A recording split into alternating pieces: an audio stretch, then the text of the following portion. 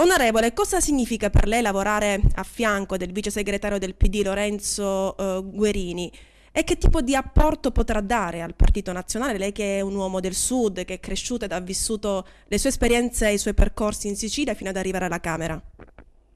Intanto è un incarico di grande responsabilità, è chiaro che essere chiamati all'interno del Partito Nazionale, soprattutto nel Dipartimento Organizzazione, che è il dipartimento che gestisce e organizza il partito, è qualcosa di importante e gratificante. Dopodiché proverò a mettere la passione e l'impegno che ho sempre messo in un momento particolare di questo partito, in cui vanno riorganizzati i circoli, va ridato vigore e forza ai territori e soprattutto va dato un nuovo slancio all'attività politica del partito, per il partito e con il partito per i cittadini.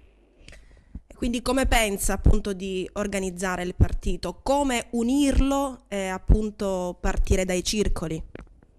Sì, assolutamente, i circoli sono fondamentali e sono la colonna dorsale del nostro partito. Grazie ai tanti militanti, il Partito Democratico riesce in ogni comune d'Italia ad avere una propria presenza, ad avere un proprio ruolo, a elaborare buona politica. L'incarico mi è stato dato qualche giorno fa, naturalmente ci sarà il momento per discutere nei dettagli e iniziare con l'attività.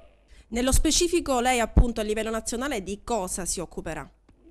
Io probabilmente avrò la delega del coordinamento dei circoli e quindi di verificare la situazione dei circoli del nostro paese e contemporaneamente quello di ragionare e lavorare per dare nuova linfa ai circoli, quindi l'attività politica, la gestione dell'organizzazione in sé dei territori. Ecco. Ma quindi perché pensare a lei? Forse perché ha dimostrato sul campo le sue competenze e la sua passione?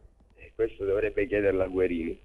Voglio dire, io mi sono speso come ho sempre fatto nell'attività politica, sia da parlamentare che nel partito. Dopodiché, come la stessa nota diceva, questo è un momento in cui il partito si sta riorganizzando e vuole partire da alcune competenze che si sono maturate nel territorio, che sono cresciute, e da lì la scelta di indicare me al suo fianco.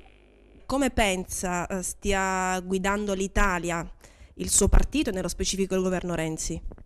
Io penso che già con la prova del Presidente della Repubblica si è data l'idea di un partito che ha intanto le idee chiare, ha la capacità di guidarlo malgrado le tante difficoltà che ci sono. Non dimentichiamo che noi siamo usciti dalle elezioni in una situazione molto frastagliata e confusa. Si è provato in questi ultimi mesi, grazie anche al governo Renzi, a dare una linea chiara. Noi siamo in questo momento in aula a votare le riforme costituzionali, lo stiamo facendo anche attraverso le sedute fiume, quindi le sedute notturne, proprio perché non si vuole più perdere tempo e si vuole andare dritti. Ogni tanto si commettono degli errori e questo è giusto ammetterli, però poi c'è l'attività e l'impegno dei parlamentari che provano a regolare un po' l'andamento del governo. Questo è quello che noi proviamo a fare ogni giorno e che io provo a fare portando le istanze che vengono dal territorio.